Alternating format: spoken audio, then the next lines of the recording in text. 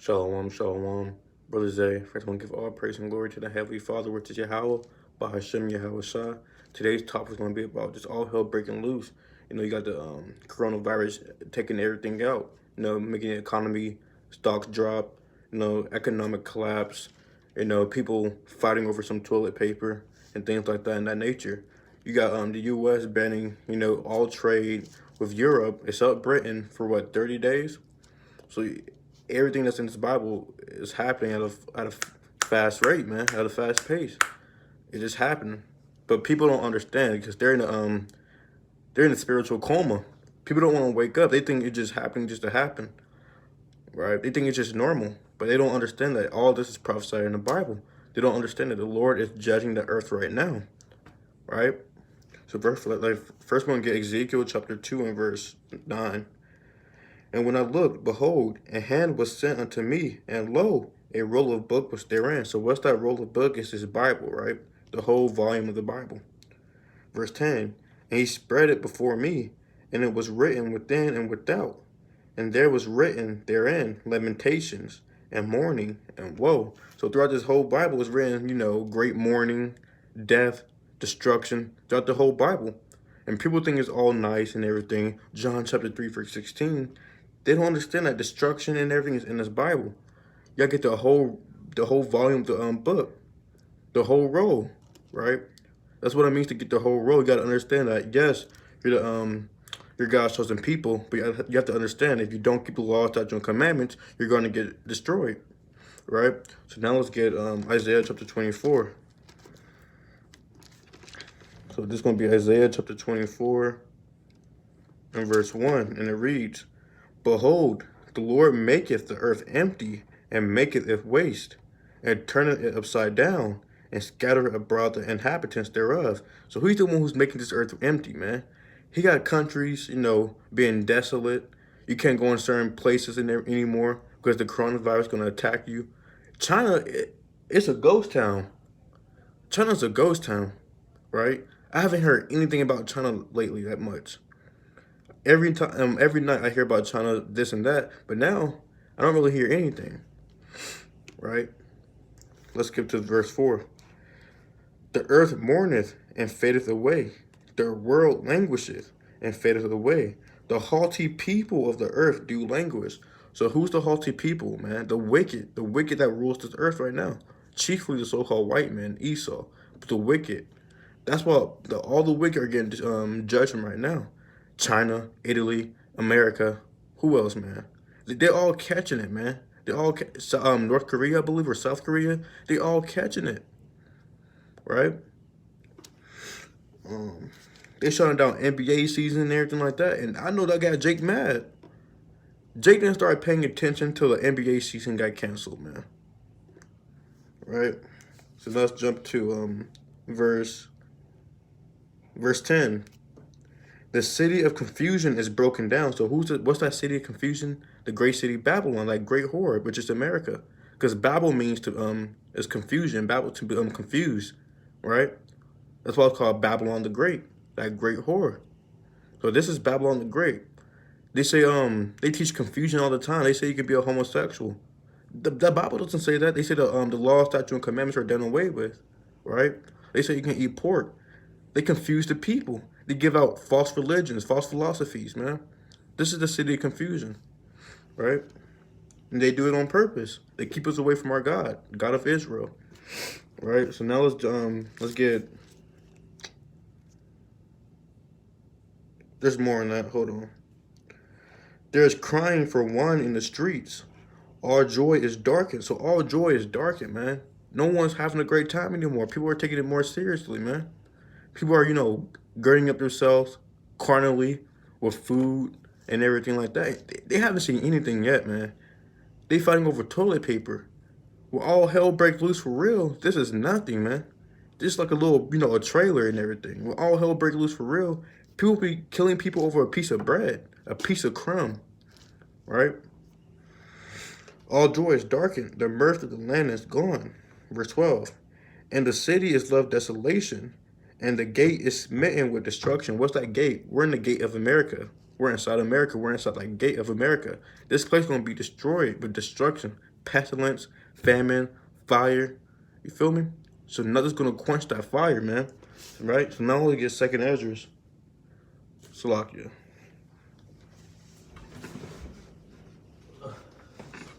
Salakia.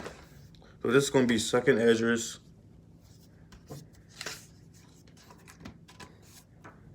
We're gonna get second Esdras chapter 16 and verse 1.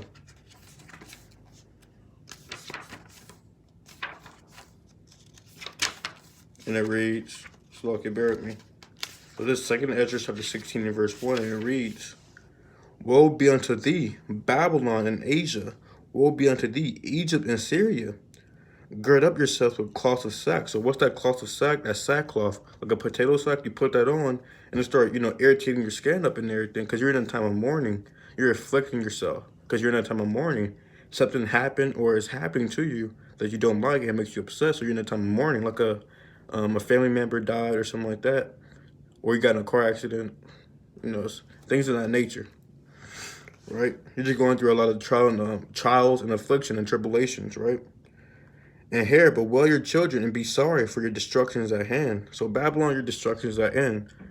And these other countries too, right? So that's why it's saying you're about to go in a mourning state. Verse 3. A sword is sent upon you, and who may turn it back? A fire is set among you, and who may quench it? Plagues are sent unto you, and what is he that may drive them away? Right? So basically, it's a rhetorical question. No one can drive these plagues away, man. No one can throw these drive this destruction away from Babylon, right? The Most High is behind all of this. So let's get an example, right? Verse 7.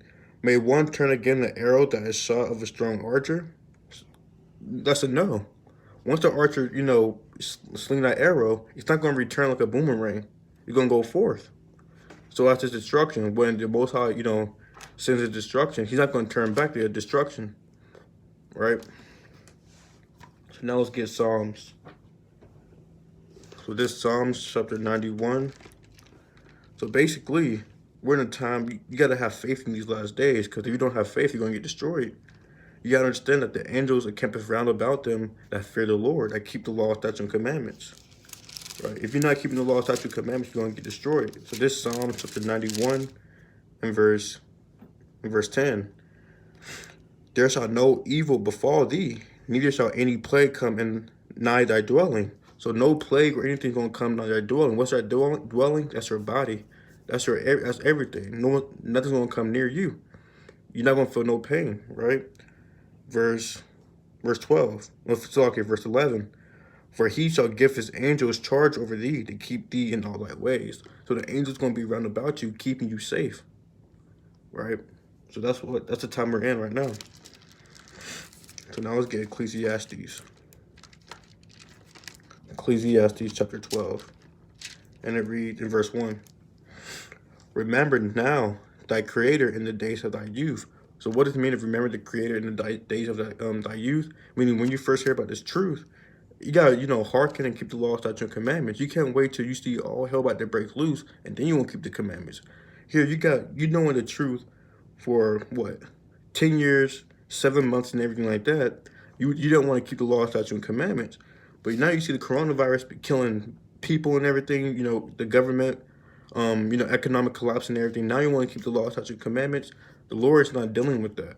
He's not dealing with that. While the evil days come not, nor the years draw nigh, when thou shalt say, I have no pleasure in them. So again, you got these Christian people, the so-called white man, the Christian people, they've been evil all the days in their youth, right? Now they're getting to their 50s, their 60s, 70s. Now they want to be Christian. Now they want to live a religious lifestyle just because they know they're about to die. You don't want to be like that, right? Verse 2. While the sun or the light or the moon or the stars be not darkened, or the clouds return after they rain, right? So what's that sun, light, moon, or stars? That represents knowledge and wisdom. How do we know that? Let's get that in Revelation chapter 12. So the Revelation chapter 12 and verse 1. And it reads, you gotta get precepts. And there appeared a great wonder in heaven, a woman clothed with the sun, and the moon under her feet. Who's that woman? That woman is Israel. We're going to get a precept on that. Clothed with the sun and the moon under her feet.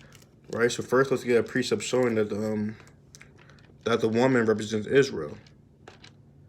That's what it means to go precept upon precept, line upon line, here a little, there a little. So this is Jeremiah chapter 6 and verse 2. And it reads, I have likened the daughter of Zion to a comely and delicate woman. The daughter of Zion and Israel are the same people. We have different names. But we're that woman, right? We're that woman. The woman prepared for the bridegroom, that marriage, if you read Revelation. Let's go back to Revelation chapter 12 and verse 1. And there appeared a great wonder in heaven, a woman clothed with the sun and the moon under her feet. So we have that knowledge and understanding. We're the ones who wear the law, statutes, and commandments, right? That moon under our feet means we walk in righteousness because we have that law. We're the one who's able to walk in righteousness, walk in that light, right? And upon her head, a crown of 12 stars. Those 12 stars represents the 12 tribes of Israel, right? So now let's get Sirach real quick. Let's get one more precept. Let's get Sirach chapter 24 and verse 8. So this Ecclesiasticus chapter 28 and verse 4. And it reads, Slakia. Got my notes right here. Slakia 24 and verse 8.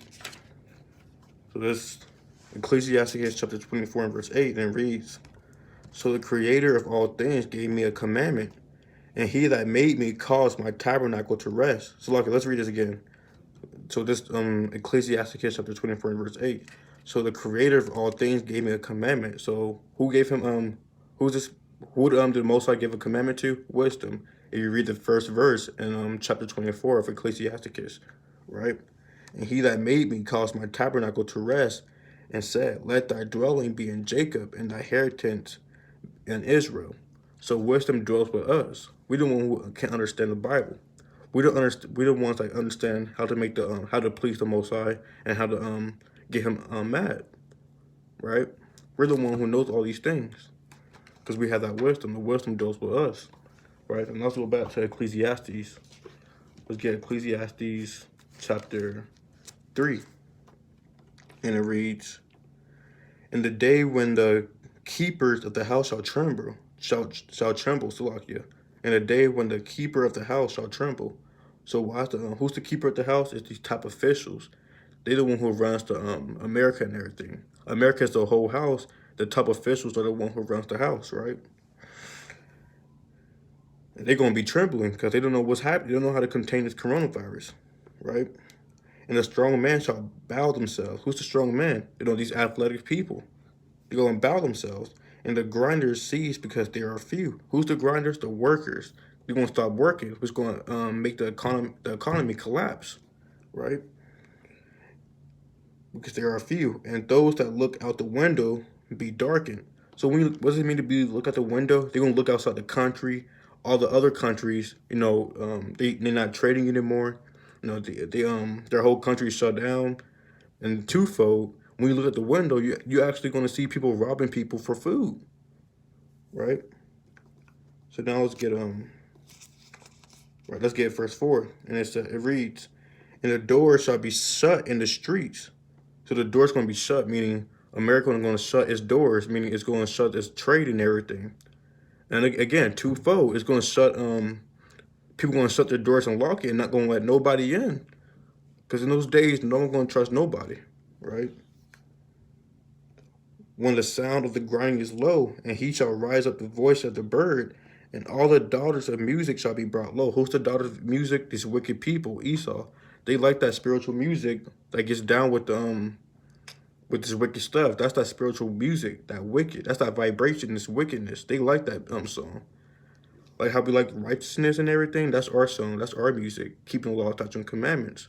That's our music, righteousness. Their music is wickedness. All right. So now let's get 2nd Esdras chapter 15 to verse 17. So this 2nd Esdras chapter 15 to verse 17, and it reads, A man shall desire to go into a city and shall not be able. So no one can go to Italy, no one can go to Europe, right? It's going to get to a time and a place where martial law going to kick in. You can't even go out your in the same state. You can't even go out your own city. You know, you're gonna have a military group at that borderline on the bridge. You know, but I want to see my family. They're going, you can't go here. You can't go over here. You still gonna try to fight back because you know Jake, they rebellious and everything. They're gonna try to fight back. They're gonna send a warning shot at your foot. Then you gotta turn around.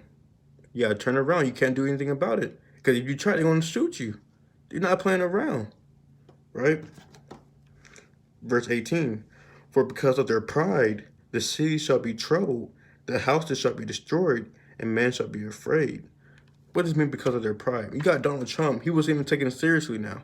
Now you got people all scared and everything, and all these cities, it's just destroyed, you know? But they have a famine. Because people panic buying and everything. Donald Trump said it was going to be okay. Now people were just chaotic over some tissue paper, toilet paper. And you haven't seen anything yet, right? Verse 19. A man shall have no pity upon his neighbor, but shall destroy their houses with the sword, and spoil their goods, because of the lack of bread and for great tribulation, right? So no neighbor's going to pity his neighbor. The neighbor used to go over to his house for a cookout. He's going to be the same neighbor who's going to come back to your house, knock on your door, and you're going to be like, who is it? Then he's going to say, it's me. He's going to look through the peephole, and he's going to crack it. Then he's going to, hey, can I have a piece of bread? And you're going to be like, no, I don't have that much. And then he said, I didn't ask. Well, I'm not asking anymore. I want it. And then he's going to put his foot in the door when you try to close it. And y'all going to start wrestling. Now it's the survival of the fittest. Right? So the Lord willing, it was edifying. Shalom.